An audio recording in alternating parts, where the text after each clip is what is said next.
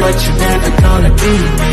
Look the other way, what I'm doing ain't easy. Bloody hands stained from the people who deceive me. Muddy hands break through the chains, go free me. People like sheep, move feet, hurt it easy. You don't wanna be fast asleep when they scheming. Better stand tall, ready for a fight, believe me. When they try to change, you can say no, free me.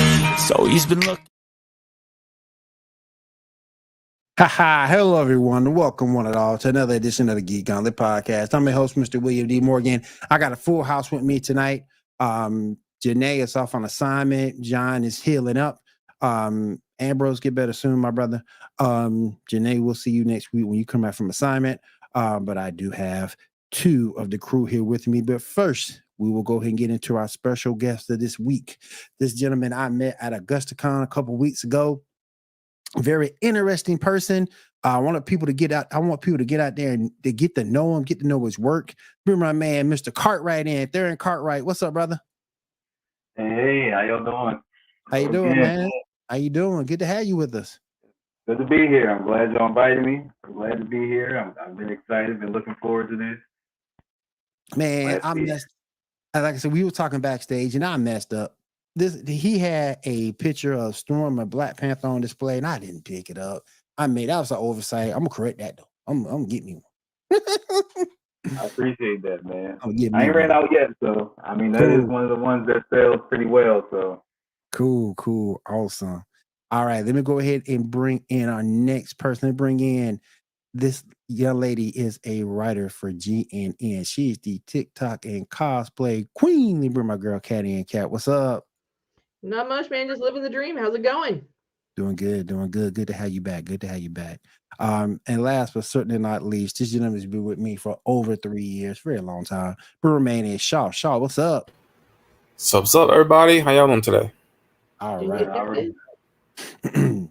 All right, Dan. Let's get started with you.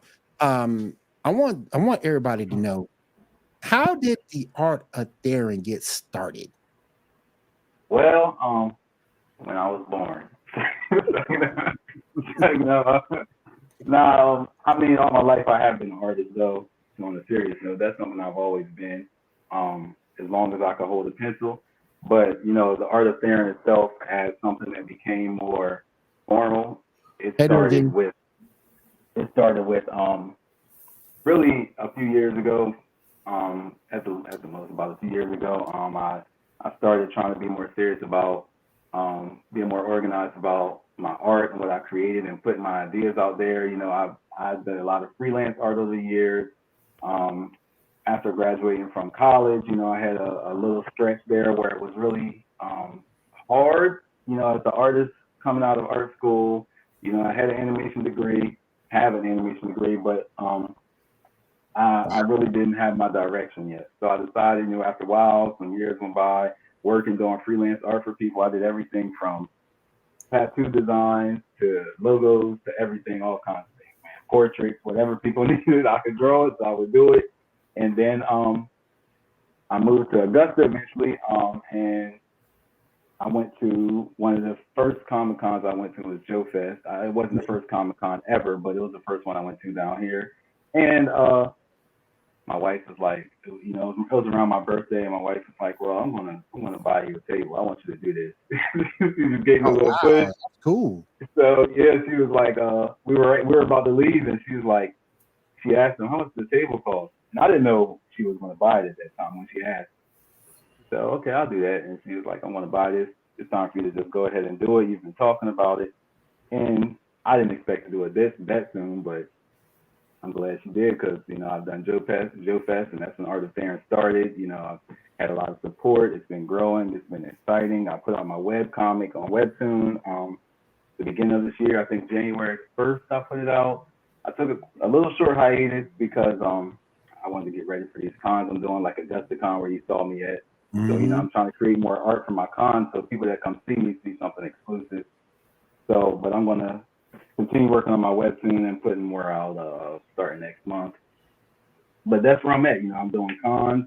You'll see me at AugustaCon again this year. I'll be at Savannah Comic Con. I have a few events. Augusta Anime Fest next year. I'll be. I'm waiting. I can't wait to go to that. Columbia Con. I'll be at that one. And also, you can also check out my webtoon. It's called Them Bantu Boys. It's on Webtoon. It's free to read. Let me know what you think in the comments about it. Feel free to subscribe. I appreciate any input as long as it's constructive. I think I like criticism. I like constructive criticism. It helps me a lot. I like the feedback. I like to hear what people like and dislike. So, that's what's going on with me right now. I think anything else I'll tell you. Awesome. Real quick, let me respond. We have someone in our chat. How you doing, Gene? Good to have you with us. Appreciate you being here. Now we had a nice little conversation. And I wanted to ask you, Black heroes, do you think we're still being, I'm not gonna say underused or underutilized, but do you think we're still being disrespected in a regard? I think all three. I think it's kind of like underused, underutilized.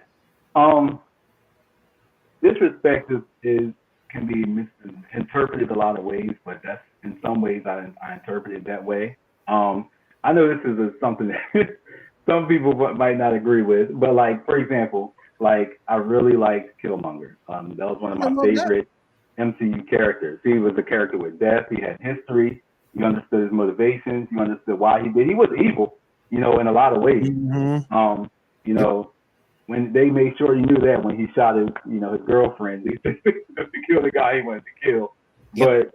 But, there was no question about him being a villain, but I felt like his story, with all the depth that it had and all of the truth it had in his story, that he doesn't get the same level of, they don't dig into his character as much as they do. For example, like Loki. Loki is another character who has a lot of depth and a lot of history, but they really like dig into his character. They really excavate all of the things that make him work, why he is exactly who he is. Because, Killmonger could have chosen several other paths. He could have just went back to Wakanda when he became an adult and been like, hey, I want to take me back. But he didn't do that. So, there were other paths he could have taken that he didn't take, and they don't explain why. We just know he took this one path. So, yes, I feel that's just one example. I feel like, yes, there's a lot more that needs to be done. Of course, a lot more that needs to be shown. We need to be treated more like characters that have a lot of depth, and not like characters that can be there. Sometimes they feel like they're filler, and sometimes it feels like the powers are dampened, to make somebody else look stronger or more important or special. I have an issue with that. My biggest concern has always been characters like Icon, characters like Blue Marvel. They're strong as I don't know what. We've seen Icon go toe to toe with Superman in the comics. We've seen Blue Marvel go toe to toe with Sentry and knock out. So I don't understand why we hadn't had those guys. I mean, the best we got from Icon was a little run in Young Justice, and he hardly spoke. Hardly spoke. I was excited when I saw him on screen, and then it's like you see him, but he's there, but he's not really involved. He's not part of the. And I understand that they gotta, compress Superman, Batman, and the whole Young Justice Squad and the Young Justice story arc. In my opinion, so far, it's been a great story arc. Yeah. But but at the same time, you can throw in something in there. Throw him a bone. Let my man have some lines. Let him have some plot lines that follow his story a little bit. Anything. But hopefully, we get what we want to see, because Black Lightning is supposed to be the new leader in the next season. So hopefully, they'll make him, they'll shine some light on him and what he can do. Let me say real quick to Diamond. Diamond, what's up? Good to have you here. What's up, everyone? How you doing? Our resident video game streamer it's finally made it to the building. And congrats again on graduation, Diamond. Thank you. Congrats. Yeah, for real. Now I think I want you to be honest on this question. I want you to be honest, because you seem to you have comic book knowledge. Do you watch a lot of anime? Yeah. What That's most of what I watch like lately, because I've been trying over the last year or two, maybe 2 years, 3, I've been trying to catch up on a lot of anime. I've missed a lot of anime over the years for various reasons, mostly work, mostly work, jobs, and so I try to catch up and I try to keep up. It's something that is really interesting to me because I don't only, the storylines, a lot of them are great, the plot, the characters, but I also it's for me as a person, as an animator who I went to school for that, I see a lot of other things about shows. Some shows I can tolerate just for the animation because they're so good. You realize the amount of work they put in, but yes, that was a long answer, but yeah. Well, one of the things that me and Janae always kind of get into it, she doesn't like to watch Ruby because of the 3D art style. Do you like that type of 3D art style in Ruby? That is, I feel like that's one of those things that you have to do it well. And you have to do it, not saying that they don't do it well, but you have to do it in a way that's a little more engaging. Hey, Janae. It doesn't feel like, for example, what they take this 3D art style and they're really kind of, in a way, replicating 2D animation. Right. They're making it more 3D. But the problem is when you do that, you have to show me why that style can work for me over just going and watching a 2D version of it. Because 2D has a lot of life in it because somebody hands drew these things and their personality comes through their art, and you can see it in the art style. But with the 3D, 3D naturally is a little cleaner and crisper, so it takes away some of that edge. Right. So yes, Ruby, I try watching it and I struggle. Well, I think too, it also depends on your anime style. What is your preference? Right. That's true. For me, I struggle with some of those the more chibi 3D style animations because I grew up with anime in the 80s. Yep. Right. Completely different. That anime that shouldn't be for kids, but lots of people were like, it's animated, it's for kids. It's like, oh, you didn't watch that, did you? Okay then. I gotta get caught up on Ruby season 9. I'm 3-4 episodes in, so I gotta get caught up on season 9. What anime are you watching right now? Man, because like I said, I'm trying to catch up. I'm watching old stuff that I never got to watch or I missed, and new stuff. Some of the new stuff I'm watching is Summertime Rendering. Watching Heavenly Delusion just started. Okay. That's of course, Attack on Titan. Of course, that's one of my top favorites. Yes. That one, watching it from the beginning when it first came out to now was a journey for me. I really love it. Mob Psycho is one of the ones I really like. What else? Vinland Saga? Vinland Saga, yes. Okay. I'm not on season 2 yet though. I was watching it consistently, then I broke off. I had to stop for a while. But yeah, Vinland Saga is definitely one I really like. What else? Another old one I'm watching is Psychopath. I'm really liking that. Yeah, that was good too. Yeah. What else? Not necessarily anime, but technically not, I guess. But I really like Castlevania. That's the one that I really like. That was good. That was really good. They did a really good job on that. I didn't know the story was gonna. At first, I didn't think the story was gonna do what it did. I didn't think it was gonna do it like that. I thought it was gonna be, just here's another action. We're gonna throw some action at you, and then it's gonna be over. But no, they took it to the next level, and I appreciated it. But let me ask you this. And this is another question that a lot of anime fans kind of avoid when I ask it. Do we need fan service in anime? Me personally, I don't need it, but I tolerate it a lot. So, right. Right. I know that I'm not the only person in the audience, so sometimes I'm like, okay, I can't expect somebody to make something that's for me. I'm not the only guy here. Okay, somebody likes it somewhere, so I don't need the women to be dressed the way they dress. I don't need it. If their character is a good character, I don't really care. Right. I don't need that. I don't need somebody in high heels doing karate kicks. But I don't see the to me it's not practical. But I mean, that's just everywhere they do that. I still it's one of my pet peeves. I don't see somebody fighting crime in high heels. It works for the character design, like King in One Piece. Like I really like his character design. Like to me, he's like a cross between like Michael Jackson, Prince, and a Targaryen, so or Valerian. But no, I don't need this answer. I don't need it, but I tolerate it. Because I think there's some stories out there, kind of like High School DxD, that really don't need it.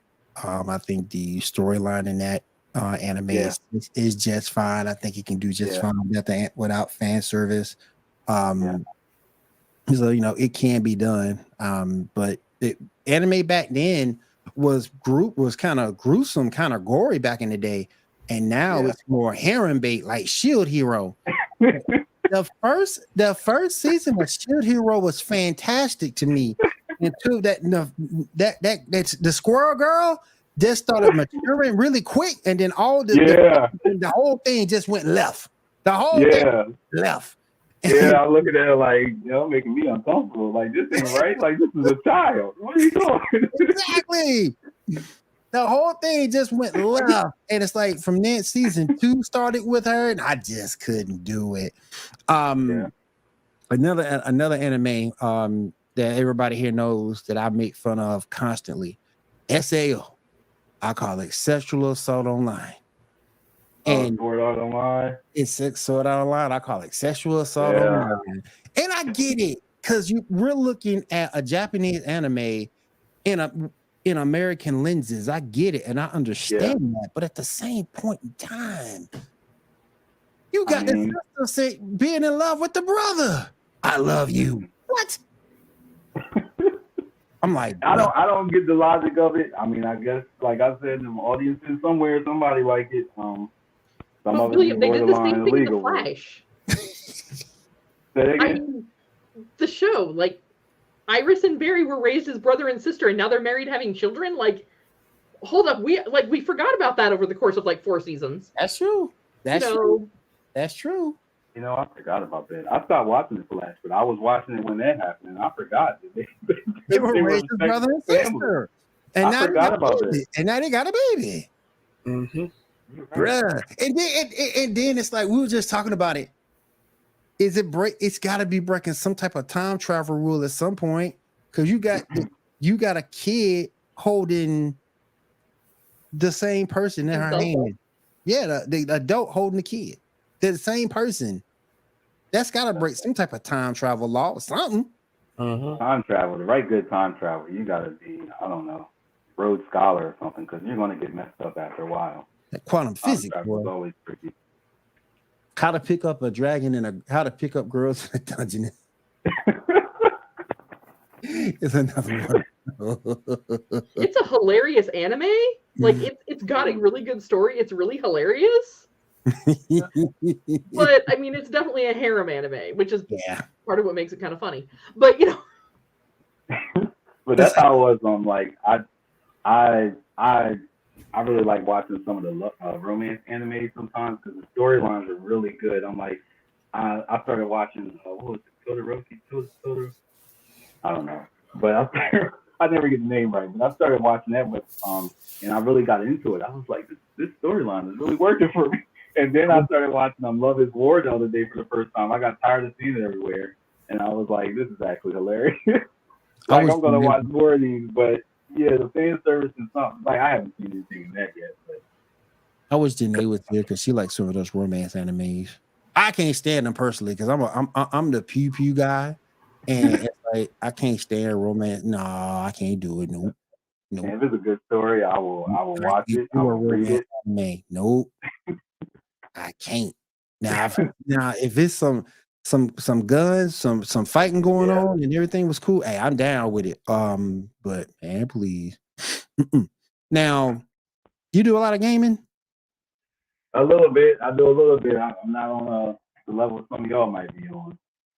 Like, for example, I played lately. I started playing Final Fantasy VII, the remake. I started playing that because I've always wanted to play that game, because back when I see that comment, Food Wars. Food Wars is next level.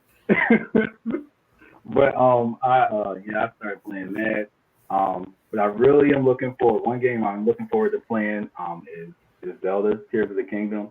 I'm really trying to play that. I really want to see what that's like. I'm looking forward to that one. I play a lot of Spider-Man Miles Morales too, actually. There you go. Did you see the clip for the new one? No, I haven't. Wait, I did. The only clip I've seen is the one on Twitter. I think that's in the new game. Is that the one where Peter's like throwing somebody to the ground and Miles is looking at? He's in the one. Yep, he's in the Venom suit. That's Miles was like, "Yo, what you doing, man? What you doing?" Yeah. I can't wait to play that game myself. It was a 10-minute trailer. I was like the best 10 minutes of my life right there watching that. That thing was awesome. Yeah.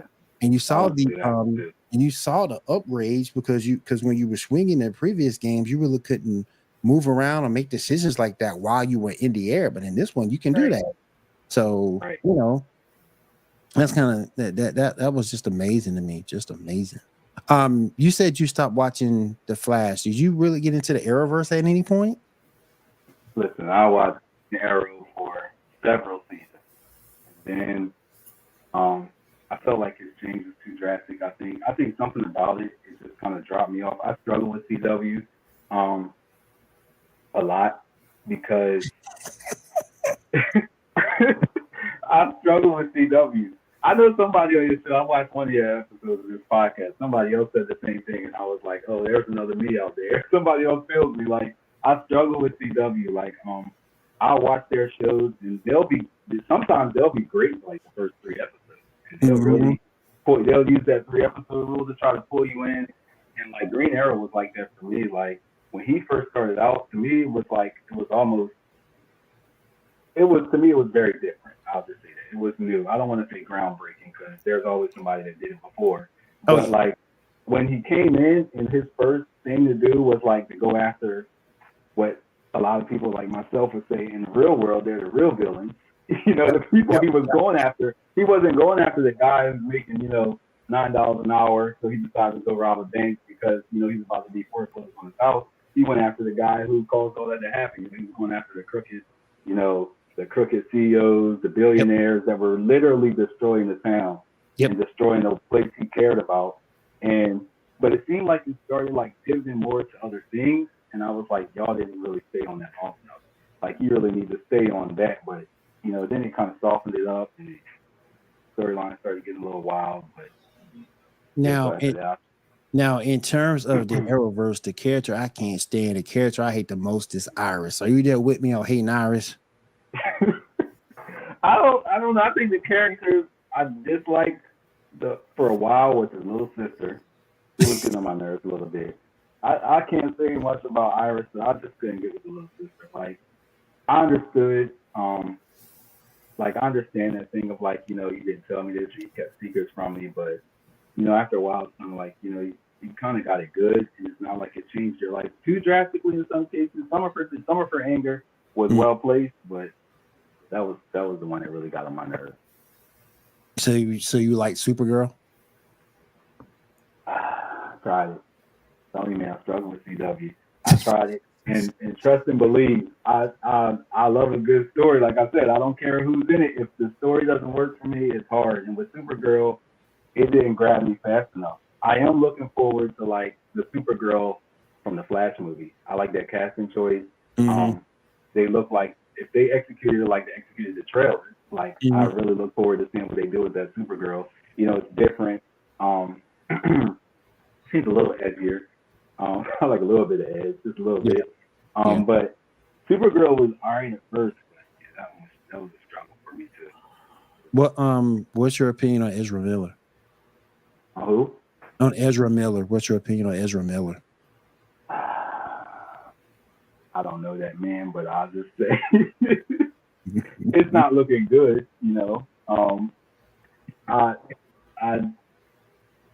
I don't know what's going on with that situation. Every time I was on Twitter, it was something new, it was something different. To the point where I'm like, I don't even know how to keep a thread on what that issue actually is. Do you know? Because I have no idea like what's going on with that dude. Like it was first he was getting looked over by the cops, and then like they were trying to find him. Then he was like all over the country. He was one on the East Coast and the West Coast. So I don't know. Hopefully he ain't out there harming nobody like they claim he is.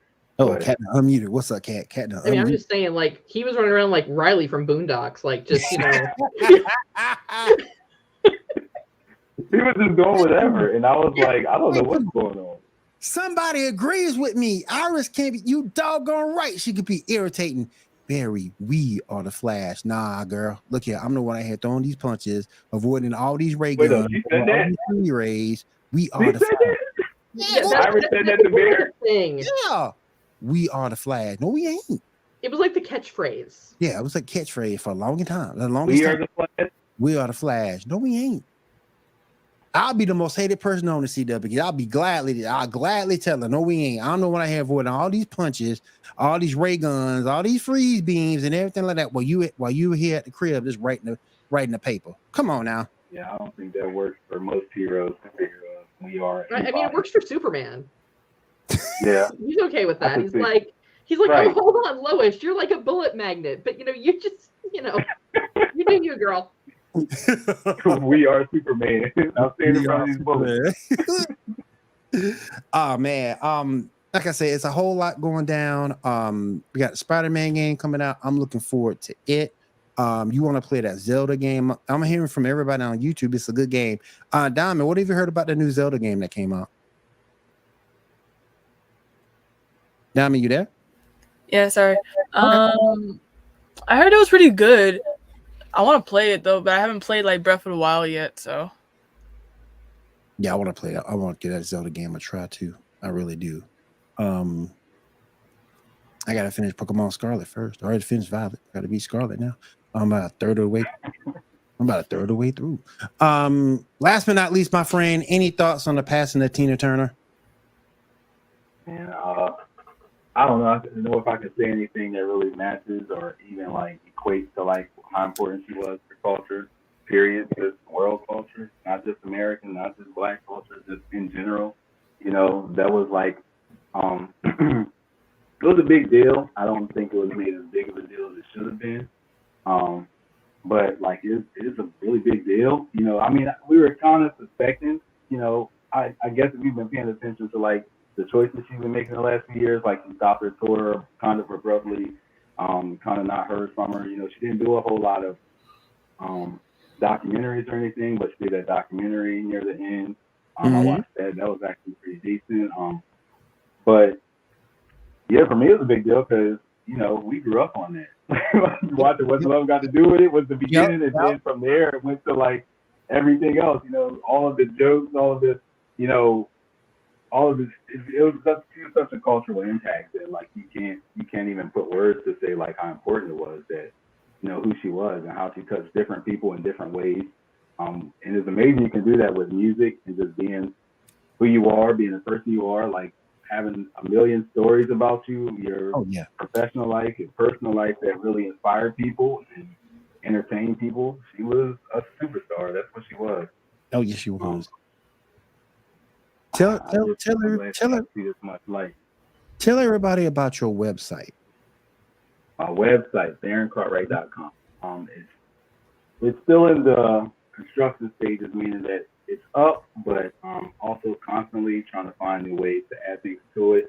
I'm thinking about taking my webcomic, and I'm trying to figure out if I want to integrate that into my website so that people don't have one place that they have to go to read my webcomic. It's not necessarily a thing at this point where I'm trying it only for profit or only for, just people to see at one place. So I have my art there. I'm constantly trying to add new art. I'm definitely going to be adding new art later on, especially with Joe Fest coming up and me making new art. So after Joe Fest, I'm sure to add some of my exclusive art from Joe Fest that I sold there that I don't have on my website yet, and some other art I've made before. I'm going to talk about my process a lot more. I'm going to talk about my history a little bit, but definitely talk about, like, let people see me go through these stages with me, because it's kind of therapeutic to talk about it and show it rather than just bring out just the art. Hey, look at my art. This is cool, right? Don't you want to buy it? Like, I think it should be like it's fun to show the process, because that's the part you don't get to talk about as artists. And a lot of people don't understand how much work it takes. It's a lot of work. It's constant work. It's like, I was telling my dad the other day, I was like, being an artist is like having 2 jobs. So like trying to get a full-time job and like be an artist at the same time is like having 3 jobs for me. So I was like, if I be a full-time artist, to me, it's like I have at least 2 jobs already. It's so much work. So I like to share it. My website is going to be a lot about that. It's going to be a lot about sharing and allowing people to be a part of it, or at least experience the process, be a part of the process, and see my art and have access to my art without having to come to cons to see me. Because there you go. Cons are all over the world, but like I'm not. So I'm not. Right. I could go to a con every weekend, and I still won't be somewhere that somebody is that wants to see my art and have access to it. So I'm all about giving people access to it, to experience it, so I can share it. Because honestly, that's a big part of me as an artist, is sharing my art. If nobody gets to see it, it's kind of not as fun. It's not, I'm happy when I look at it when it's done. And it's like Prince said, every artist when they're finished, they've already succeeded. It's until other people look at it, it's not a success. But for me, I agree with that, but I still want to look at it, because there you go. I don't mind the opinions, I don't mind the critiques. That can come, that's going to come, but that just shows me that you're looking and you're experiencing it, and I'm having an effect, and I get to see what it does for people, and I can improve through all of that. So yeah, that's what my website is all about. It's all about sharing. It's all about my process.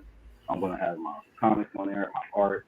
You want to buy it, you want to look at it, I want to be there. Real quick, Facebook user, I need you to register up top so I know who you are. I got an idea, but please register at the top. It's absolutely free. We can see who you are, and get your name out here on the show tonight.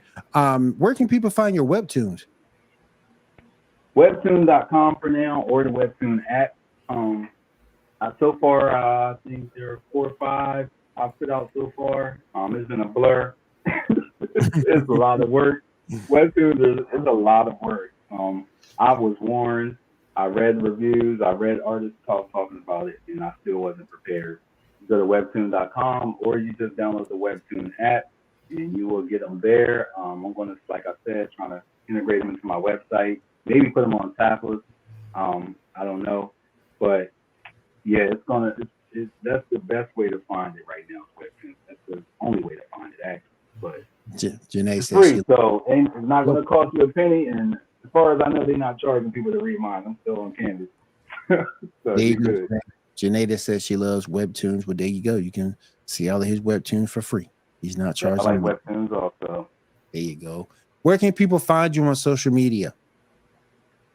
Art of Theron. If I'm on any social media site, look up Art of Theron. Look up Instagram, Art of Theron. Facebook, I have a Facebook page, Art of Theron. YouTube, I'm going to be start putting on YouTube videos soon under Art of Theron. Send me a channel. Also, send me a channel also. Yeah, I'm going to start doing that also. Because I haven't really been animating like I like to. I really love it, but it's a time-consuming thing. And while I'm trying to write these comics and trying to make art and trying to do cons, that really cuts into my time. So I'm like, YouTube is an opportunity to not only showcase my process, but also put some of my animations on there. Some of the longer parts of the process, longer animations. Because Instagram and stuff, they kind of focus on like shorter videos. If I want to make something longer than 15 seconds, I want to have somewhere where people are willing to watch something at home. Got you, man. Here's Theron Cartwright. You can catch him, Art of Theron, on Instagram, artoftheron.com on the internet. I thank you for being here tonight with this man. TheronCartwright.com. Sorry for interrupting. Oh, you good?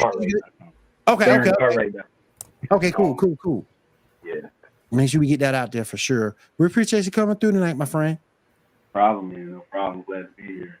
Man, we're about to get into the Weekend Geek. You want to hang out or you got to roll out? For sure, man. I can hang out a little while. I want to hear what y'all talking about. Okay. All right. Well, we're going to go ahead and get started with all the news and reviews. Give me 1 second and we'll get this thing started.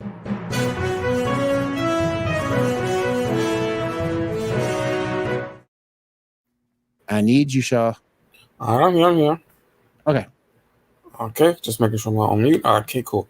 So first up, we got two people have passed away: Tina Turner and Ray Stevenson.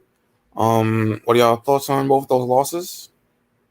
Tina hurt me hard. Ray did too, but not as much as Tina, because Tina made it for the culture, man. She's Yeah. an icon. I mean, An icon. movie, music, she kind of spread the whole gambit of entertainment, and she was just a part of at least a lot of my upbringing. Everyone, I don't know a single woman that doesn't idolize her in Mad Max. Yep. Like Yep. that is our apocalypse goals. Like, we're going to run a band of crazy cannibals. It's fine. Like, Ray Stevens, that kind of hit me too, but not as much as Tina, man. Right. He's always a solid villain, though. Always. Yeah. Right. In writer news, Ming-Na Wen is going to be getting a star on the Walk of Fame on May 30th. Really? Your thoughts? Yeah. Cool. Okay. about damn time. Yeah. She's been doing movies for what, 25, 35 years? Yeah. Oh, I mean, at probably, least probably more. Yeah, probably. I mean, That's what's up. she's ageless. Like, I think she's a vampire because she doesn't ever age. Yeah, she's like over 50 right now. Always look young. Yep. Yeah. All right. The new season of Loki will be starting on October 6th, and the new season of Echo, the series of Echo, will be starting on the 29th, with all episodes dropping. What are y'all thoughts on that? I'm excited for Loki season 2 because I Me want to too. see what happens. Yeah, me too. I'm kind of happy that this got done all before the writer's strike really hit us hard. Yeah. Yeah. I want to know if Kang the Conqueror, if they're still going to keep the same actor. Is he still going to be in the Loki season 2? Marvel's standing by him. Yeah, they're waiting until the trial hits. Yeah, Marvel's standing by him for now. So we'll see. Sometime next month, we'll see what happens. Mm-hmm. Yeah, apparently, originally Kang wasn't going to be the main villain for Phase 6 and 5 and whatever, but after his performance in Loki, they decided to change that and make him that. So maybe there's stuff they can revert to or something. Maybe That was an amazing performance by him in that series too. It was. Mm-hmm. all right. I like how he did in the Ant-Man also. He did a good job in Ant-Man also. I really like that one. Yeah. Also, apparently, Echo Star has basically surprised fans with apparently she's pregnant. Apparently, so Wow. I hope they paid you well for season 1 because, well, there's a writer strike. You may not get a season 2. And I get a season 2. let's see. And there's a rumor going. And did you guys hear that rumor that SAG might be striking soon too? Really? Nice. Yeah. So if that happens, no actors, no writers. Well, so it's my understanding. So unlike the Screenwriters Guild, where if you're going to be a screenwriter, unless you are basically producing all on your own, like Trey Parker and Matt Smith, you have to be part of the guild if you're a writer, a screenwriter of any kind. I don't think the same requirement is there for the actors. Right. Okay. So, I mean, on the bright side, though, this might be that moment if the Screen Actors Guild does decide to strike, where you start to see new, fresh talent. Right. Because let's face it, there are a lot of really talented actors out there, whether you're talking Broadway, whether you're talking just folks that are undiscovered, that get passed over because no one knows them yet. Well, the Screen Actors Guild has to rely on them because that's who they got. And who knows who we might find? True. Very true.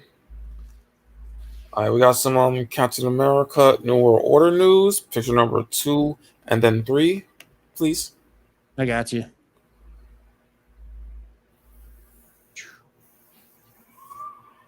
Yeah. Cool. And shout out to Seth for winning the world title tonight. So shout out to Seth Rollins. Yeah. What did they do to his neck? He was more deserving. I thought he was more deserving. No, I love AJ Styles. I do. Is he strapped? Like, that neck just doesn't ever stop. But I think he was more worthy than AJ at this point. So congrats to Seth. Oh Lord.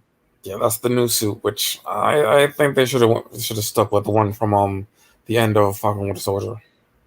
Like I'm gonna say it. I'm gonna say it till I'm blue in the face. When it comes to a regular street thug, he all right. But when it comes to somebody on a higher level, Sam can't fight. He looks like an action figure stand-in or something. Yeah. To me, Sam can't fight. When he looking, like I say, when you're looking at a weaker street level dude, he cool. But when he start going up against those heavyweights, he struggles. Well, Yeah, I most mean, I'm definitely. sorry, he wasn't injected with super serum. No, and that's why I think that's why I think he gonna fail, because he doesn't have the same treatment that Cap has, and he ain't got the same arm that Bucky has. So here's the thing, though. I mean, if he decided he was going to try and compete on that level, he could have gotten to within reason to that level. Mm. You know, it is fantasy, it's fiction. We can all suspend some disbelief. They could have just written him to be a badass. True. But Marvel's going to let him fail. Yeah. We'll see. They messed him all up. They didn't give him no enhanced suit. He only had the wings. He didn't get no super soldier serum, nothing like that. So we'll see. Yeah, They could have wrote him like Bruce Wayne or something. Just give him the willpower at least, but like it's showing in that way either. Yep. But he doesn't have dead parents. That's why he can't be a DC hero. He had his parents are still alive. Martha, never mind. Go ahead, sir. Yeah, all right. Next up, we got some high evolutionary news. Picture number 4.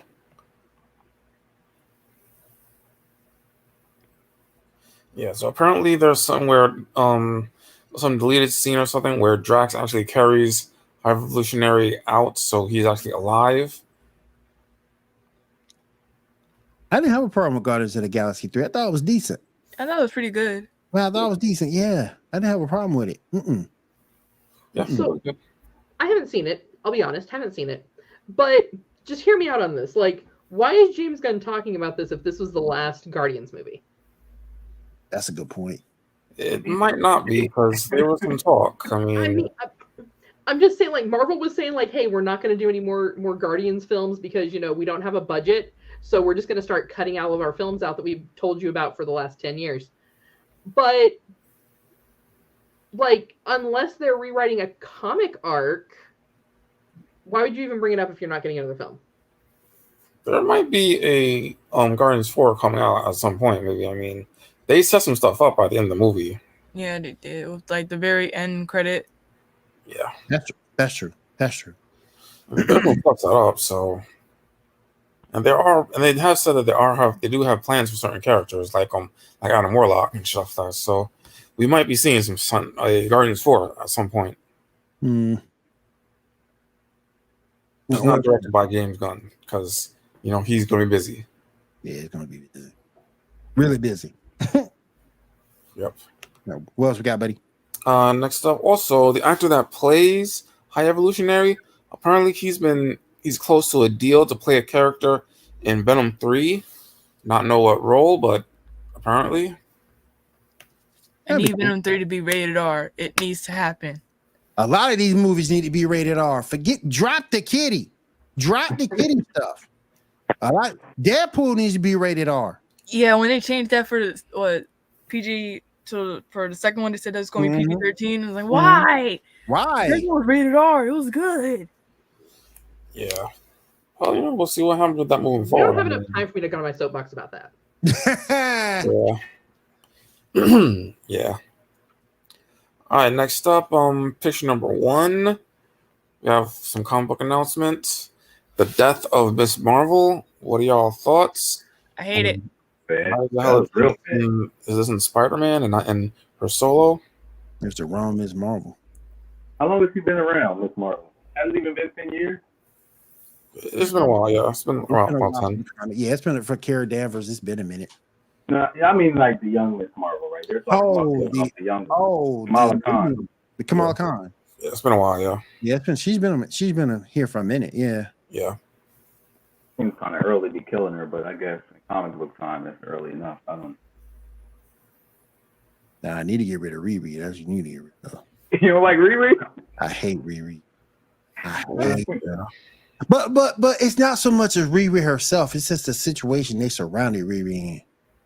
You know what I'm saying? Because you got her in a situation, and then not only is she a situation to be the second Tony Stark, but she also has that attitude of being a second Tony Stark. And that's what I don't like about Riri. Yeah.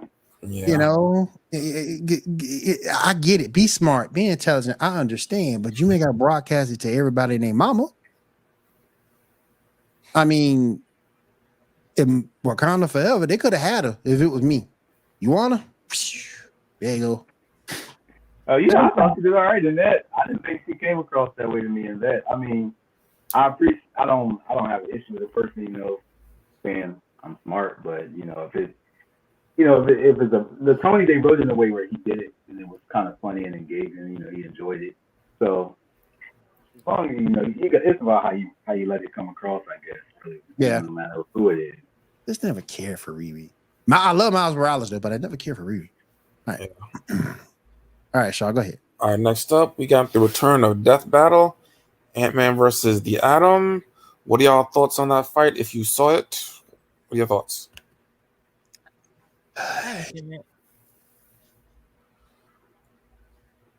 Ant-Man ended up winning, and I sort of kind of get it. But I just thought that Adam should have. I just thought Adam should have took it. I mean, the way he lost with those ants. Yeah, agreed. I mean, I just thought that Adam should have won, but you know, I get it. I still want to know why Ant-Man has not gone with the obvious kill. Huh. You go in their mouth, you go in their nose, and then you get big again. Yep. You know, That's the boy. well, I mean, you know. I mean, but I'm saying, if I'm Ant-Man, and mind you, if you watched our show, you know, like I'm like, no, we got to do this to win. I don't care if they die; it's fine. But you know, if I'm Ant-Man and I want to win, the obvious solution, unless I'm fighting someone who's a giant, is get into an orifice and get big.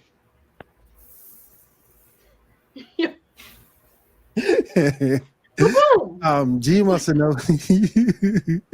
G wants to know. Do you have a website for your art? Yes, you can go to theroncartwright.com. Mouthful is theroncartwright.com, or you can go to my Instagram and Art of Theron. Those are the two quickest ways to see a lot of my art. Or if you want to see my webtoon, so it's them Bantu Boys on Webtoon Canvas. There you go. Yeah. All right, Sean, go ahead, my friend. All right, so and next time on Death Battle is going to be Dark Souls versus Skyrim. I do want Chosen Undead versus Dragonborn. I have no idea about any of those. So what are your thoughts about that? I'm excited for that one. I'm excited for that one. Yeah, I'm excited for that one. Death Battle get a lot of stuff wrong, but I mean, Dark Souls should win it, but I mean, Dark Souls should, but I'm still pissed off by a lot of stuff that they done got wrong over the years. I mean, my goodness. I mean, Iron Man versus Batman got that wrong. Captain Marvel versus Android, I think it was 18, got that wrong. Just so many they get wrong. They do get a few right, like Yang versus Tifa from Final Fantasy. Goku versus Superman, they got that right. Superman won, but you know, they get a lot of them wrong. And don't nobody call them out on it. Huh? Superman won? Yeah, Superman won twice. Against Goku? Yep, twice. Yep. I need a rematch on that. The sensu bean. He's like, here, I need you at full strength because I'm an idiot. He did that in the first one. Here, take a sensu bean. I want to beat you at full strength. You idiot. But here's my question though. If they get it wrong so much, like why do you just keep hate watching it to feed your nerd rage? Nobody calls him out on it though. No one calls him out on it. Like Ben 10 versus Green Lantern and Green Lantern won. Nobody called him out on that. I mean, don't get me wrong, we've called them out, but I mean, views are views. Hate That's watching true. or not. That's true. That's true. That's true. I just thought Ben 10 should have won. That's my only thing. Ben 10 should have won. You know. Yeah. I mean, you know, they get some right, but they get a lot wrong too. So. All right. Next up, it's time to talk about Sony's showcase and all of the video games. Diamond, this is yours. What's up? The Spider-Man was awesome. Yup. Awesome. But I'm still thinking about like Bully Maguire in that perfect scene of when like him decides to like at that very end where he's like talking to Miles and he's like, no, he has bigger teeth and so do I. I'm like, he's like Bully Maguire. He started like swinging, holding up punches. And for those of you who have not seen it, you can go over to the Geek Gauntlet Facebook page. I did put it up over there. That's like the 10 best minutes of your life right there. That thing was just awesome. The game is beautiful. Mm-hmm. It's just amazing. It's just amazing. Mm-hmm. And then they announced that Alan Wake 2 will be coming. I'm like, yes, finally, I get to play it. That game's been on. Hadn't that thing been in development for a minute? Mm-hmm. Yeah. It's been in development since the first one was announced. And like right after the first one had like success, they were like, oh, we're gonna make a second one. Mm-hmm. It's been like, I think like what, almost a decade? About almost a decade. Yeah. Almost a decade now. Mm-hmm. Which I'm excited for. And then they also announced that Metal Gear Solid 3 will be remade. Right. There you go. They're also coming with like a special Legendary Edition volume or special Masterclass Edition volume 1 of the first one, the second one, and the third one. And it will be released during the fall for a console and Steam. No, somebody explain to me what the hell they do with Mortal Kombat. So you mean to tell me the 12th is going to revert back to the first? It's a reboot because the last one was like time travel and stuff. So yeah, it's time traveling, so it's a reboot. Yeah, right. Mm-hmm. Are we sure they didn't just run out of ideas? Isn't this like the second time they rebooted the entire franchise, or the third? Yeah, I believe so. Yeah. Yeah, second or third. Mm-hmm. Yeah. Aren't they putting Jean-Claude Van Damme in the new one? I read that somewhere. Is that true? I don't think so. They're like rumoring that it was going to be like Homelander and Omni-Man. Oh yeah, I saw that too. Yeah, I saw that. I doubt it, but yeah, that's what they're kind of saying. Maybe they fit though. Well, but at that point, it's not really Mortal Kombat. I mean, it's still Mortal Kombat, but at that point, it's really more like Injustice than Mortal Kombat. Yeah. True. But that one, yeah. All right, Charlotte. Oh, you still got some more news, Diamond? Go ahead. I'm sorry. No, go ahead. More. Go ahead. Yeah, go ahead. Where'd it go? Also that like Take-Two CEO says the AI created hit games are a fantasy, and genius is the domain of human beings, and he believes that it will stay that way. I'm just thinking that it's going to be like WALL-E in a way, where we're just going to become fat and lazy, and AI is going to take over. But yeah. That brings up the Skynet question. In a sense, because AI is going to be doing everything for you. I mean, particularly maybe the easier jobs like manufacturing, McDonald's maybe. Ain't there McDonald's that's ran without? I thought I saw that on Facebook. McDonald's is being ran just by computers.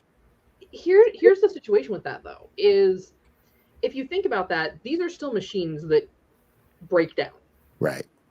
So it's kind of like the argument people have with AI taking over and taking over. Now, yes, can they take over simple jobs? Yes.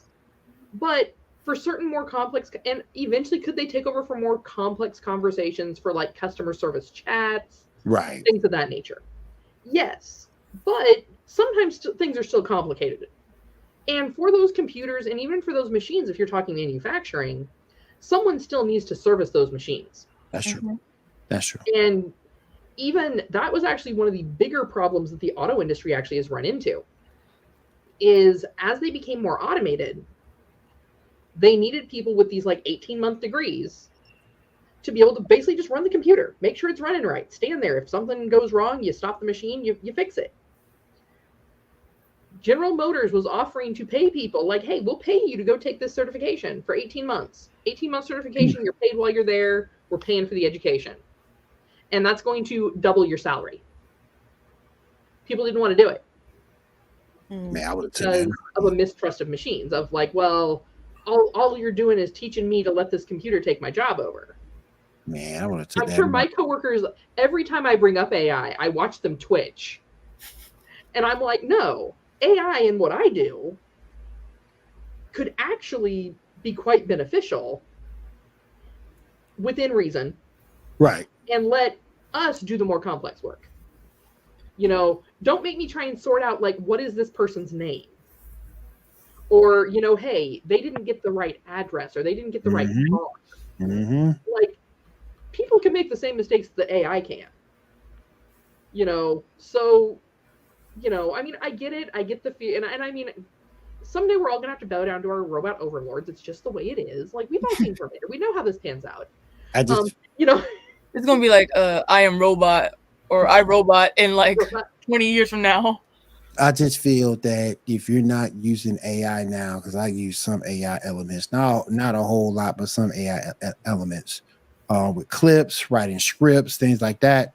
I just feel if you don't use it and get behind it, you're sort of kind of going to be left behind. Yeah. So go ahead and learn what you can now and stuff that you're comfortable in losing, so you won't get left behind. Well, it's just like when people, because like digital marketing is a huge thing right now, because we're in a digital world, right? You know, if you are not using social media in some capacity for your business, there's a good chance you are missing out on customers even in your local area. Yep. And so like, even like these marketing companies, they've learned they have to pivot into that digital marketing world or they literally won't survive. And the best part is, though, making that pivot is actually more efficient in a lot of cases. Yeah. But, you know, people have their own resistances, their own dislikes, their own, you know, biases per se. Yeah. I mean, even though I'm really tempted to like charge up some of my old cell phones and start selling them to Gen Zers. Like, I'm like, y'all like this flip phone technology? Like, man, I have original vintage from like 2000. What is BlackBerry? Oh, yeah, my BlackBerry is actually right over on my other desk because I haven't taken the SIM card out to download the photos. But I keep it handy in case people would ask, what's a BlackBerry? Okay, this is what a BlackBerry was. Yeah, no, but I have like flip phones. What is Pocket Trio? I had a whole like range of them. I had one that was actually it was brought to the US to test it to see how it would work here. It was a phone, like the entire phone, even once expanded, was only probably about yay big. It was very big though in Europe, because if you were going out to the club, you were going out somewhere, you could take your SIM card from your full size phone, put it into the tiny phone. You have your tiny phone that's now going to fit into your handbag or your pocket or whatnot. And you still have a phone to take with you. Okay. I loved it, but I mean, I think some people thought it was too tiny. Yeah. I thought it was would have ended up watching the thing. Hey, son. Facts. Yeah, that right there. How many people that can use it will. Yep. Good point. I'm all for, I mean, I don't know about AI and other fields. And I know in art, I have yet to see AI that I classify as art.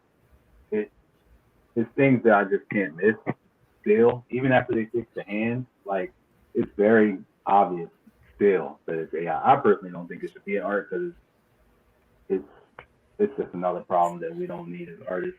But I don't even know if it can make art. It can replicate. Midjourney. Midjourney. It can replicate, but like every AI thing I see, I know. Nobody has to tell me. Like, I can tell, like, immediately, like, oh, that was not drawn by a person. Because people are unique. So like, and self-expression and all those things and skill is something that comes across in the paper. Like, it comes across in the screen it comes across when you make it. So like, obvious example is like AR. It'll be very, very crisp and rendered. Like for example, if it rendered my face, my whole face, like all the way to like here, below my nose, would be like almost like perfect. It would get my hair wrong, like, but like it would look really close. But then like there will be a small mistake in the lips, and it'll be so glaring to me because it's like basically when somebody makes something with AI, the AI can just try its best to replicate because it doesn't have its own intelligence. So it'll render really well in one area, but the mistake it makes, it won't be that it made a mistake, because artists make mistakes all the time that we don't know are mistakes. But it's the kind of mistake it makes that lets me know, like as an artist, that that's AI. Because like if I draw something at whatever skill level you say I'm at, there will be a mistake I'll make that at my skill level I would make. Like if Michelangelo, if they had an AI sculptor, his sculptor, the AI made a mistake on the sculpture, it wouldn't be for me to believe it was a person. The mistake it makes has to be a Michelangelo level mistake, to the point where I'm sure he made mistakes, but we as regular people it would be hard for us to identify those mistakes because he's so good. But for him, he would see it, and that's my issue with AI art. Like a lot of the times, I'll see the art, and the mistake it makes will be a very amateurish mistake, but it'll be really good art otherwise, as far as the rendering, the color choice, all of those things. And I feel like the problem with that is that comes from real intelligence. Because in real intelligence, you can identify why that mistake is a mistake. You can identify why based on your skill level, which is something you learn over time, is why that mistake should not be there. But with AI, it might look at it and say, even if I don't know what AI says to itself yet, if it can talk to itself yet, but like, oh yeah, that's a mistake. But that mistake is like, it can't tell itself that's not good enough.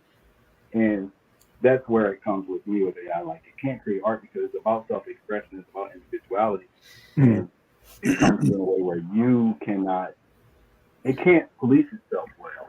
Right. Kind of like it looks almost too symmetrical. Like, can you sort of kind of say that each artist has this different has this different stroke on what he's on what he's working on, and if you see that stroke, then it's AI. Well, even with digital art, though, you can see it. Say that again. Even with like artists that do like use more digital art, where it's not like hand drawn and then like imaged. Even if they're drawing with digital art, you can still see that it was created. Yeah. Like I know, like sometimes, like Williams posts up something, I'm like, oh, that's just AI art. Like I can pick it out, and I'm not even like I'm a creative, but I'm not like an artist. Like I can draw a stick figure. I'll tell you that straight up. That's not all I can do. A stick figure and a cap. That's all I can do. Yeah, but like there's something about it that still just, to Theron's point, like it just doesn't quite look right. It's like it's that one thing that I think that's the human element. I think that's the part where the human can say, this doesn't meet my place of skill. I need to fix that. But the AI is saying it looks like a mouse to me. I'm going to keep it moving. But as far as, like you said, other things, like there are some areas I'm sure that are more like McDonald's, for example. I worked in McDonald's, and there are parts of that job for sure where like a computer can do it and it would be fine, but there are some parts where I prefer a person. Yeah. But there's a better chance that the computer's going to get your order right the first time, so you don't use the second window to like give back all the things you didn't order. But I wonder in these AI stores, is the ice cream machine still broke? Bro, I was just about to say that. I was like, is it going to fix the ice cream machine on time? I don't even eat McDonald's anymore, but is it going to fix the ice cream machine on time for everybody that does want to fix? Like, come on, man. Exactly, man. Exactly. All right, Diamond, go ahead. Let me see. What else? So, modern AAA current gen games are now $70, and game publishers are loving it. Damn, $70. Yeah. Woo! She got hyped. Woo! So, Take-Two says that it's not seeing a pushback from players on $70 game pricing, When asked about video game prices, Zelnick said, "What we're seeing is consumers are seeking to limit their spending by going either to the stuff they really, really care about, blockbusters, or to value, and sometimes it could be both. And the good news is we have a bunch of blockbusters and we have wonderful catalogs." $70, man. I remember my friend told me that it was like I know when Spider-Man come out, I'm gonna have to pay that, but that's gonna be about it for your boy.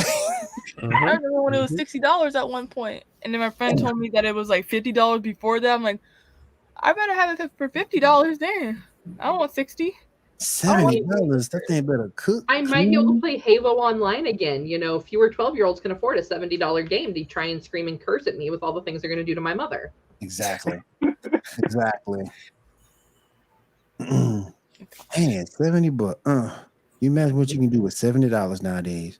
All right, go ahead, Dama. So Ubisoft's open world Star Wars game may be sooner than you think. It'll be developed by Massive, who were also behind The Division.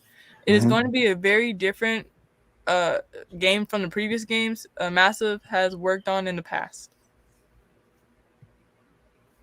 So yeah. What you say, Hunter? 70 is fine, to be honest, versus 120 to collect. That's true. That's true, son. That's true. That's true. Yep, very true, very true. All right. What else you got, Diamond? That's it? Yeah, that's about it. Cool. Appreciate you as always bringing that news to us. $70. That's kind of disheartening. All right. That's a week of groceries for $70. Yeah. That's like 3 items for $70 now. Yeah, damn, $70. Woo! Yeah. Damn. Inflation, yeah. And then if the game, then you regret it, because if the game suck, you regret it. Yeah. You can't get your money back. All right, next up, we got a bunch of posters for Spider-Verse. Picture number 7, 8, 9, 10, 11, 12, 13, 14, 15, and 16. Start off with Spider-Gwen. Spider-Gwen. Peter B. from Nate Parker. Aw, that's so cute. Scarlet Spider, which I'm waiting for. Wasn't that Ben Riley? Yeah, Ben Riley, yeah. Okay. With the OG suit. Jessica Drew. Not a great redesign, but whatever. They race swapped her. Yeah. I mean, the race swapping is fine, just the design of the suit is not good. Yeah. Spider 99. Yep. I like the suit they had in the end of Spider-Verse versus this one. Oh, yeah. And in the game, he had an earlier game with that suit was better too. Yeah. Of course, Miles, of course. Yep. Spider-Cat. So adorable. Yeah, Spider-Cat. Where's Spider-Ham at? That's what I'm trying to figure out. You need Spider-Ham. The Spot. Yep, remember Spot. The Indian Spider-Man. Indian Spider-Man. Mm-hmm. Indian Spidey. Spider-Punk. Yep. I like that one. Yep. My favorite Spider-Man. That's nice. He's cool. All right. Okay. All right. Next up. Let me just move this down a sec. Go back up. All right. Miles Morales will be swinging into Fortnite on May 23rd, ahead of the release of Spider-Verse. What are y'all thoughts on that? And how there's so many IPs in Fortnite? What are your thoughts on that? They gotta do don't care something. for it no more. Yeah, they gotta do something to keep that game alive. They got to. Yeah. And I think that's why they're doing it. When the minute they put Goku in there, that just tells you that game is starting to go down quick, fast, and in a hurry. They gotta do something to bring it, to keep the energy up, the morale up for it. And now you put Miles Morales in there, so. Or you retire it. Like, Yeah, once it's dead and gone, you could retire it. just put the dirt over the grave and let it go. Yep. Rest in peace, Fortnite. You know, that thing was done the minute when you had when you couldn't build anymore. You know, that thing was done. It's like Too Fast, Too Furious. Like, we don't need 10 of these. Exactly. Exactly. Tokyo Drift, the best one for reasons. Yes, I agree. Tokyo Drift, the best one. It's enjoyable. Really? 3? Yes, it's the best one out of all of them. It's like where it peaked, and then it just like went downhill afterwards. That's about where I stopped. So what Diamond's saying is he's like that. Is Too Fast, Too Frustrated as a franchise is like that dude from high school. Too frustrated. That like threw one touchdown and like after that was it. Like, and he holds on to that like, oh, I could have made pro, and I'm like, dude, you ain't one touchdown. Shut up. Yep, it did. It did. Mm-hmm. It did. Yeah. Tokyo Drift, I love Asian women, so that's why I say Tokyo Drift the best one. That's why Tokyo Drift the best one to me. I don't care about nothing else. Vin Diesel wasn't even in 3. He wasn't even in Tokyo Drift. He maybe made a cameo at the end. He made a little cameo at the end, but he wasn't part of the main story. Yeah, I think it was on the end credits. I think. Yeah, toward the end. Yep. Yeah. Now you look at the Fast and the Furious movies. Look at the cars are doing more stunt work than the stunt people. Too Fast, Too Furious. Like they really should just retitle it G.I. Joe. Yeah, well, that's really what it's becoming. Like, ooh, now you're like this elite force with futuristic elite cars, and you're gonna fight terrorist organizations. You got that's the plot to G.I. Joe. You got freaking cars on zip lines. Yeah. Come on now. Rodriguez. It's like a TikTok. Freaking cars on zip lines. It's like a video so outrageous. I love it. This is craziness. It's like a video going around Michelle Rodriguez talking about Marvel. It's like, how many more can you make? And I'm like, bitch, you can't talk because you have a bunch of like Fast and Furious movies going on with superhero shit. Exactly. Yeah. I'm like, dude, your character literally died and came back to life. The only way you'd be more a comic book character is if you showed more cleavage. They told my God. Twice, because she did the same thing in Dungeons and Dragons. Oh yeah. yeah. Mm-hmm. Like almost the Sean Bean. And they talking about Gal Gadot coming back. I ain't gonna say in front. I ain't complaining. Come on back, Gal. Come on back. Like, how you gonna pull that off? Like, oh, she faked her own death. She like tucked the rolls and pull that off. Yep. Yeah. But she come on back though. Yeah. She come on back though. It's because it's in the script. She come on back. She come on back though, because we ain't getting Wonder Woman 3, so she come on back. We need to put her somewhere so she can come on back. We ain't getting Wonder Woman 3, so she need to come on. That's Patty Jenkins' fault. I'm sorry, that's Patty Jenkins' fault that we're not getting Wonder Woman 3, and it kind of pisses me off because it's like there's no other woman that I can think of right now that can play that character better than Gal. I can't think of nobody. Who's better to play Wonder Woman than Gal Gadot? Who's better? What you gonna do? I'm sure somebody out there. Maybe. It's going to be one of these unknowns that we're going to find out after the Screen Actors Guild goes on strike. That's true. It could be. I think they need to make her more like they do in all the animated versions of Wonder Woman, where she's like suplexing people, DDTing people. Yeah, that'd be fun. That would be fun. Even if they have to cast a wrestler, I don't care. Just bring that Wonder Woman. I love that. Right. I still say the best Wonder Woman was the Wonder Woman in Justice League. Yeah, I mean, actually, the animated movie in I think it was 2008, voiced by Kerry Russell. I remember that. You the one with Ares, or you talking about Ares? Yeah.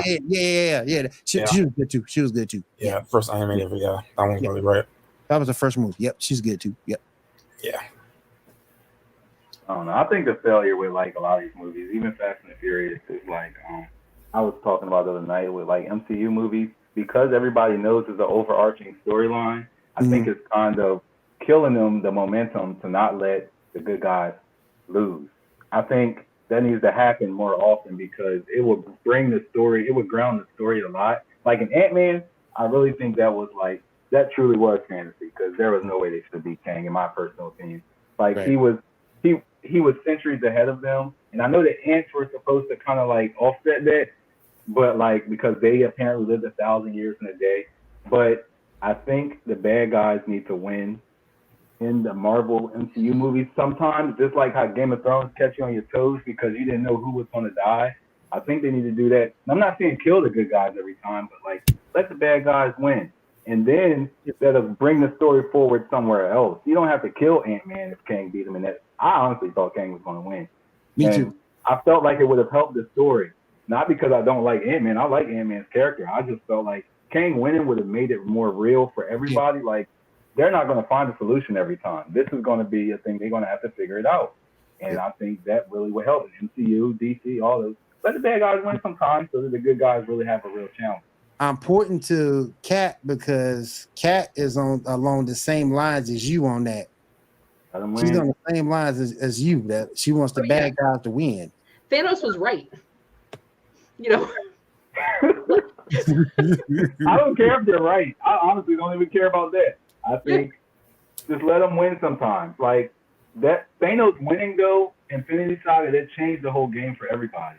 Like that really changed it for people because it was like my favorite hero can die. Honestly, I'm like it might have been better to kill a few of their 6 Avengers. Kill a few of them too when he killed everybody else. Because we need that. Like you don't need a story where every single time, you know, the good guy is winning somehow, some magical way. No, sometimes you're gonna lose and you're gonna have to figure out how to come back and beat them after you lost. But, yep. That was actually a big problem that as someone who's played D&D for like 20 plus years, when Critical Role had their first character death. Now, mind you, these are people who have not only played D&D for probably 15, 20 years as well, but they were also playing with a very well-balanced party. So you had healers, you had tanks, you had ranged DPS, etc. All the things you want in a perfect raid situation, right? And one of the characters died once. Like it was just no one could get the rolls. And people were absolutely devastated by this. Now, for me, I was like, what's the big deal? A character died. I'm sure they got like another one on standby. They'll just pull it out and bring a new character into the game. Like, that's how you do it. Right. The problem is that actually started carrying over into actual Dungeons and Dragons games with new players. Because part of the resurgence of D&D's popularity was Critical Role. So you have these folks that are watching this show and characters never die. And all of a sudden, they make a poor life choice with their character, and it dies, and they're flipping tables. Which is like when me and my husband run Dungeons and Dragons games, because we've done like learn to plays where we teach people how to play. So it's like, you know, the easy peasy campaign, like no one's gonna die. We're gonna make sure that doesn't happen because you're learning. Right. But then like if we ever run a campaign with those same people, we let them know, go ahead and roll up 2 characters and decide which one you're gonna use, because there's a good chance one of them's gonna die. And they didn't believe us once. And the party wiped. Kind of like in Dragon Ball Z when Gohan was fighting Cell, and it's like I thought it would have been kind of interesting to see if Cell won that fight. I thought it would have been kind of interesting to see if Cell beat Gohan. What the outcome? He was so powerful by the time that whole thing started. Because no one wanted to deal with him previously. I don't know why. I'm like, why did you guys just not smash him when he was little? Like, you know, just kill him then. Save yourself some time. But I know it's not in the script. Yeah. And they need to stretch it out for a whole season. But yeah, I mean, every single one of those characters should have died. Mm-hmm. Yeah. Mm-hmm. Or it's like that one scene in what's it called? One of the Avengers where I forgot his name, but he's like he plays he's not Iron Man, but it's like War Machine. He's like, well, if you were flying the plane, why didn't you just jump out of it to like Steve? And he's like, because there was a bomb on it, but like, couldn't you have jumped out right then? And I'm like, that's a good, valid point. Or when they said, why don't we just go back and kill like baby Hitler or Thanos? I'm like, those are valid points. But then you want to get like other stuff that happens later, like later on in the series. Yeah. And some of it has consequences too, because when Cell was about to blow up in his second form after Gohan kicked Android 18 out of him. And he started to blow up, and he started going to King Kai's world. Well, Goku teleported him there. If it wasn't for that, he never would have got that training. And ended up being a Super Saiyan 3 when he came back. So that was it was impactful. And you saw Gohan get that win too. I just thought it would have been kind of interesting to see what would happen if Cell would have won that fight versus Gohan and that big old beam struggle that they had. Because the only thing you know for sure is the fact that the rest of the Z fighters would have died right along with Gohan. So, to see somebody else maybe come in the fray, to see if somebody else can beat him, and then bring Goku back, form the Dragon Balls, and bring everybody back from that point, I thought it would have been kind of interesting. That's just me. What else we got, Shaw? All right. Acclaimed actor Jaleel White is confirmed to be appearing in Star Wars Skeleton Crew on Disney Plus. What role he'll play, we don't know. What are your thoughts on that? Yeah. We'll see. Also, Disney is apparently shutting down the Galaxy Star Cruiser at Walt Disney World for good, apparently. Yeah, that was a marketing disaster. Yep. But here's the thing. One, they didn't market it right. Two, most people going to Disney aren't looking for that kind of experience. So the marketing really was, hey, there's this really cool Star Wars themed hotel, and you can sleep in a submarine rack and some bunk beds for $5,000. Ooh. A night. Damn. Oh gosh. Yeah. What they weren't telling you was part of that it was literally a 3-day immersive experience where you get in, you're sent on quests, you're sent on missions, you do all this stuff around within the ship and within Galaxy's Edge.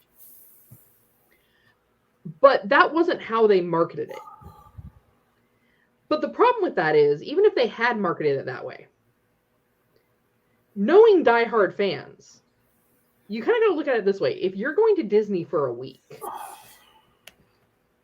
and 3 days of that trip are just this one experience, Fact. you're missing out on all this other stuff that you want to do at the park. I know exactly where you're going with that. Yep. And it's like, who has money to be paying like $1,500 or $15,000 for 3 nights? That's too much. That's too much. And who wants to be stuck in this one experience? You do have the option to go out and do other things, but then you may miss parts of the questing, other parts of the interactive portion.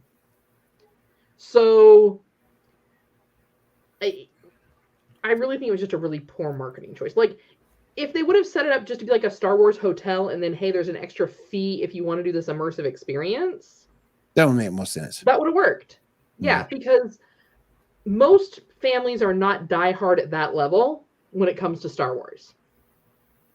I know some diehards. I know some families that it's like Star Wars is life, Star Wars is life. Star Wars isn't even life for me, and I can talk lore about Star Wars, and they're like, well, what about, when did that happen? I'm like, okay, so that happened here. Let me get you my map. Right. And it's going to show you the timeline, Right. And I'm not even that diehard to be like, I'm going to pay that kind of money for an immersive experience. No, if I want that kind of immersive experience, I'm going to call my buddies up and be like, hey, guys, why don't we do like a Star Wars LARP for the weekend? Right. Yep. All right, real quick. Star Wars news pick 21. Star Wars actor Katie Sackhoff wants Kate Blanchett to play the role of Bo-Katan's sister, Duchess Satan. I think I said it right. Sati. Okay. Wow. I can see that. That would be a good casting choice. I mean, the character's dead, so That's like for a while. Yeah. Disney's also getting rid of content. Oh my gosh, really? Yeah. Really, Shaw? Yeah. So you mean to tell me These aren't the full list, but they're still going through stuff. But yeah, like they've already got rid of Marvel's Runaways, which people are a little upset about. So Somebody was upset about that. yeah. It was alright. It wasn't the greatest. It was something to watch.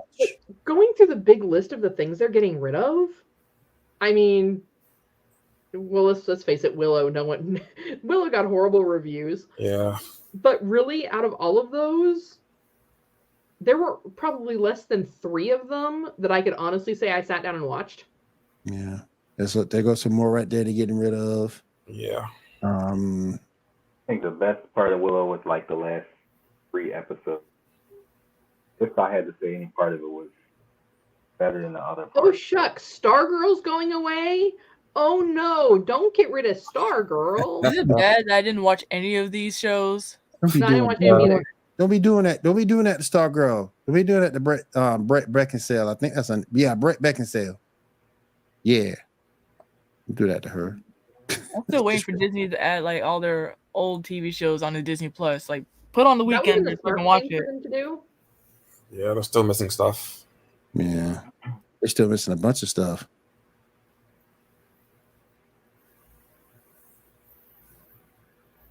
Tuna and Hooch is going away? The hell?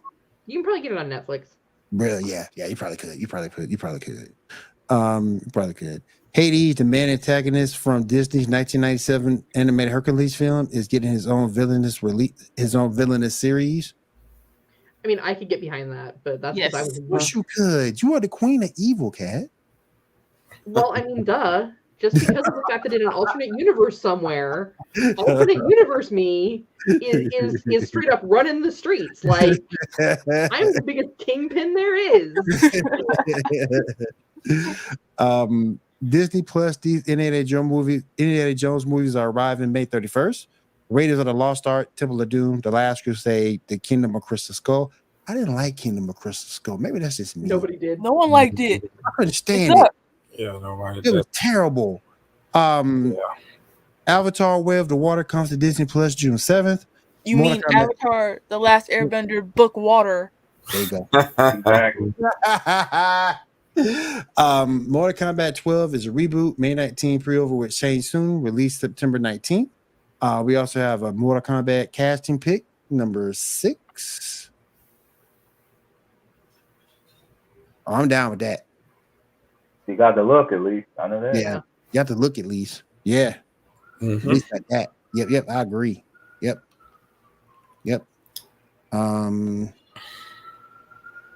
You know what? I was about to bring that up. I'm glad you brought that up, Janae. How the hell you got Disney Plus and no weekenders? Exactly. No weekenders. No Fillmore. Come on, y'all. Because CapCheck was more worried about trying to figure out how to fraudulently hide the money he was spending and where he was actually spending it than doing the smart thing and saying, hey, look, we have libraries of decades worth of content that we already own. Exactly. That people love. Let's go ahead and put that on our streaming servers. But nah. Let's put out like these trash series like every 3 months and spend a couple $1 million a piece for everyone to tell us it's trash. Fillmore, damn it. That's what I'm talking about. The weekend is a Fillmore. You damn right. Fillmore. Still waiting on like Buzz Lightyear Mission of Star Command. Like hell yeah. Yeah. Hell yeah. We're waiting on the good shit. And they won't give it to us. Definitely. Well, because they're too busy with, Wakanda, the space edition. God, that space edition. Bad guys even got the same name. All right. In both All right, real quick. Anybody want to talk about the Flash? It could have been better. Could have been way better than what it was. It could have been way better. We got the big fight at the beginning. I thought it was gonna come out like gangbusters, and then at the end it sucked. Yeah. I'm just saying, this whole season is, and I mentioned this before the show started.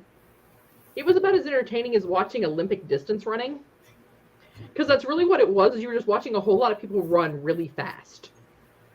I'm gonna run. And then occasionally they'd like zoom in on whoever was like in the lead. Yep. It's like, all right, so they're on mile 10 of a 26-mile run, and they're still running. That's all it is. Like that And was then really at the- like most of the Flash. this And season. then at the end, I'm gonna give my powers to complete perfect strangers. Hell, that 'Cause makes that's sense. not going to turn out bad. That's not gonna turn out bad.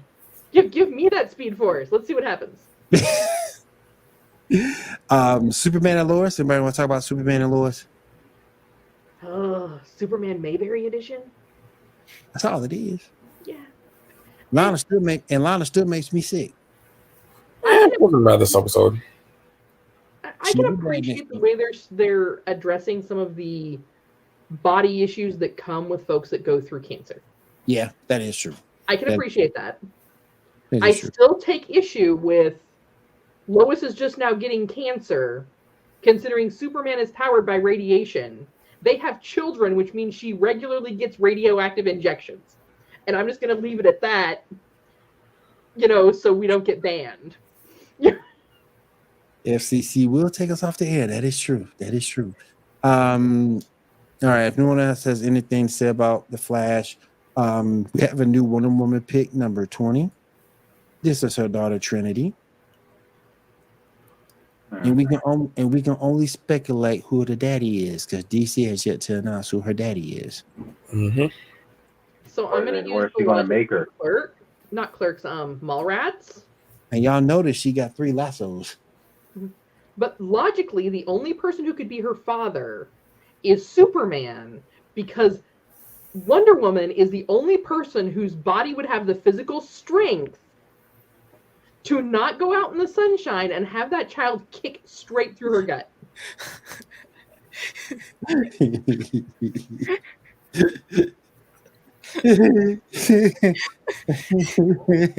Now, Bruce Wayne could be the daddy too.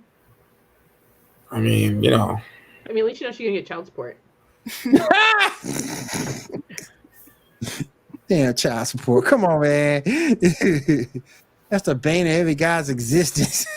DC News pick number 19, Peacemaker and Guardians of the Galaxy Volume 3.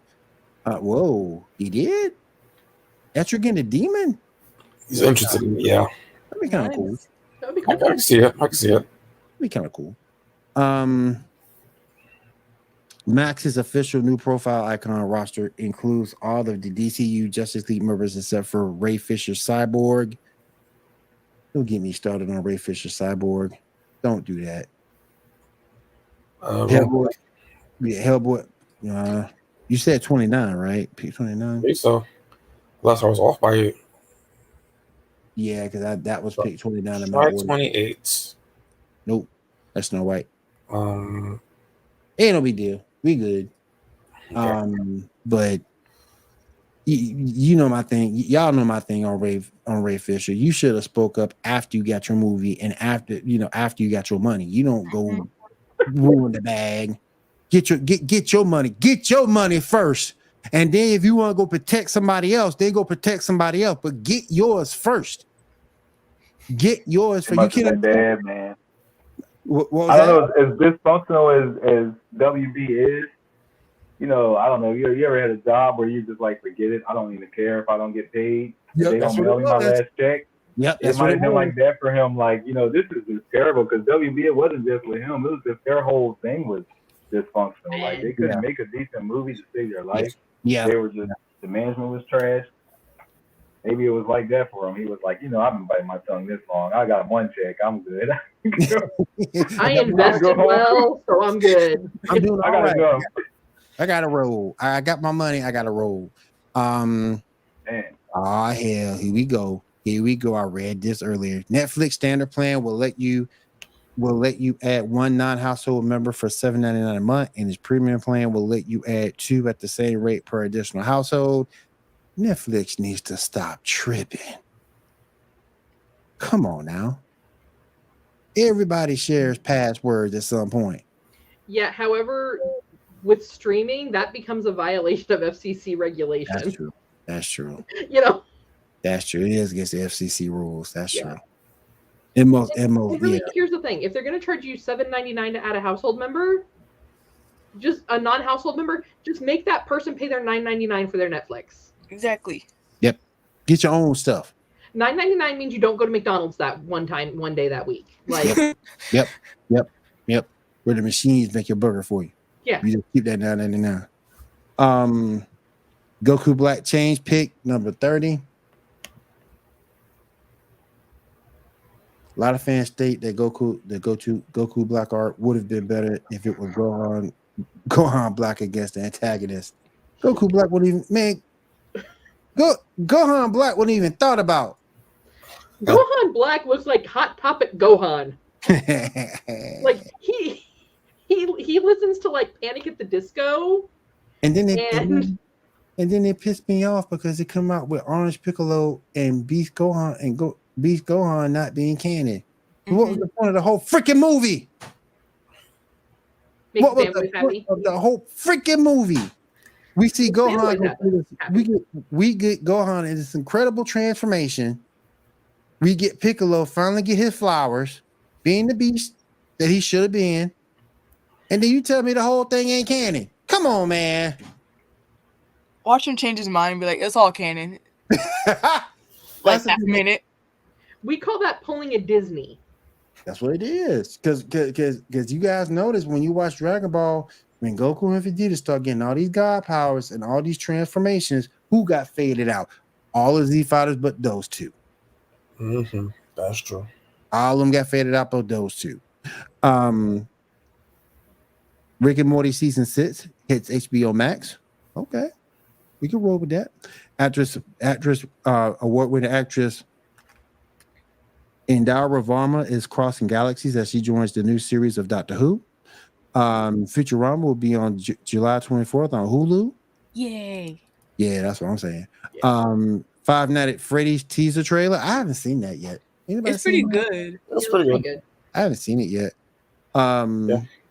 We also got a Strange New World trailer. And my girl Gal Gadot will be the evil queen in Disney's live-action remake of Snow White coming in 2024. Give me that Snow White. So another soulless live-action remake we're going for? There you go. Which, here's the thing. You know, I don't mind if they're going to do it right. Like Snow White, I can see a live-action remake being done. And I can see it being done relatively well. But really, all these stories are, it gets back to the concept that nothing in Hollywood is an original anymore. Right. Which has gone on for a long time, because even these stories that Disney is now turning into live action, they weren't even original Disney stories. They were originally Hans Christian Andersen stories, Grimm fairy tales, that they made less gory and less violent for an American child audience. Yeah, this is like the 4th or 5th live action Snow White. Yeah, they've done.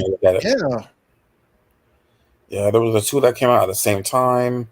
If you wanted to add Once Upon a Time, that show, you got that too. So technically it's like the 3rd or 4th, depending on how you look at it. And last but certainly not least, we have Wicked pick number 27. There you go. Are they doing it like a TV series? Like a TV show? I think it's supposed to be like a movie, and there's supposed to be a sequel or something like that. Okay. I don't like it. Burn Why it. they gotta ruin Broadway? Exactly. Throw water on it. Yeah. Alrighty. I want to throw a house on top of that. Yeah. Ton of bricks on top of that. All right. Let's go ahead and go around the room and I want to know what everybody's got going on this week. Theron, let's start with you. What you got going on this week, my friend?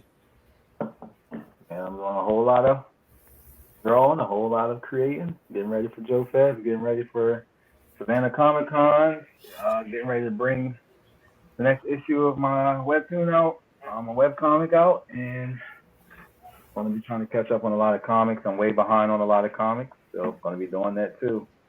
There you go. Yeah. There you go. I haven't read the last 5 issues of Philadelphia. I need to get back on that. Ooh. Okay. Kat, what you got going on this week? I am getting ready for this weekend for Indie Tabletop Game Day up in Austin, Texas.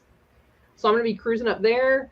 You're also going to see some information. We've also been invited to go to another charity event that is up in Austin as well the same day, where they are raising funds.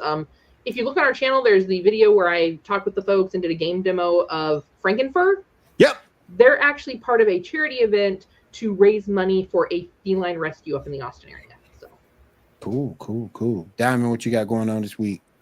Right now I'm gonna be like playing a bunch of games like Skyrim, Yakuza Like a Dragon. I'm gonna be uploading more videos of Mass Effect, and then upload more videos of the Street Fighter demo. Cool. I forgot that was out. It was on Steam, wasn't it? For the Street Fighter demo, or Mm-hmm. Street Fighter demo. It was on Steam. It was on Steam, wasn't it? No, it was on the console right now. It's on console too. Okay. Because I know it was on Steam. You can play as two characters. Mm-hmm. Yeah.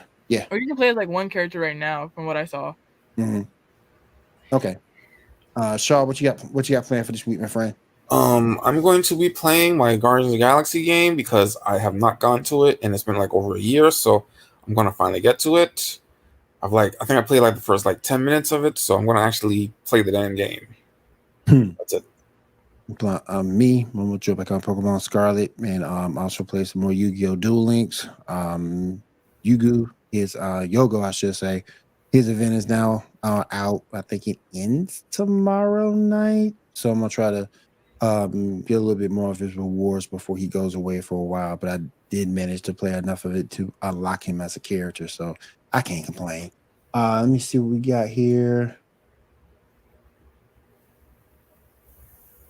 Melissa sent was the best one. Oh, the beta ended?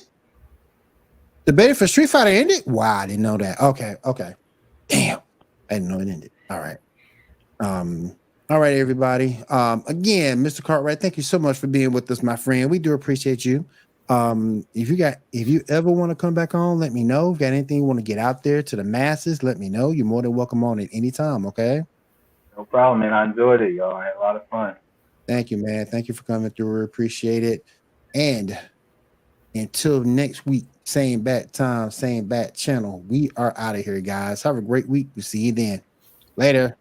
Bye. Peace.